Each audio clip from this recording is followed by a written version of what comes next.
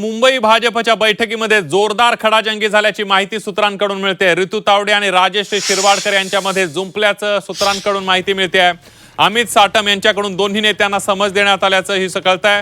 हेवे दावे बाजूला ठेवून मुंबईकरांसाठी काम करा, पक्षाची प्रतिमा मलिन होईल, असं कृत्य करू नका, अशा सूचना अमित साटम यांनी दोन्ही पदाधिकाऱ्यांना दिल्याची माहिती सूत्रांकडून मिळते आहे। थेट जाऊयात, आपले प्रतिनिधी ओम देशमुख आपल्या सोबत आहेत। ओम, आपण बघतोय मुंबई भाजपच्या बैठकीत खडाजंगी झाल्याची माहिती मिळते, काय सांगाल, नेमकं काय झालं बैठकीत? अगदी बरोबर आहे। खरं तर आज अनेक दिवसानंतर महापालिकेतल्या नेत्यांची, नगरसेवकांची बैठक बोलवण्यात आली होती। यामध्ये खरं तर महापौर ऋतू तावडे असतील, राजेश शिरवाडकर असतील, प्रभाकर शिंदे असतील, गणेश खनकर असतील, यांच्या सगळ्यांची जी बैठक झाली त्यामध्ये जोरदार खडाजंगी झाल्याचं कळते। सूत्रांकडून ही माहिती कळते। मुख्यत्वे अंतर्गत स्पर्धा, सातत्याने होणारे आरोप आणि पालिकेच्या प्रशासनावर ठेवलं जाणारं बोट, या सगळ्या घडामोडींच्या पार्श्वभूमीवर ही बैठक बोलवण्यात आली होती। मुख्यत्वे महापौरांवर आरोप होतात, त्यानंतर महापौरांकडनं जी शुक्राचार्य ते शुक्राचार्य या शब्दाचा वापर केला जातो, त्यावर सातत्यानं भाजपच्या नेत्यांकडून आक्षेप घेण्यात आले।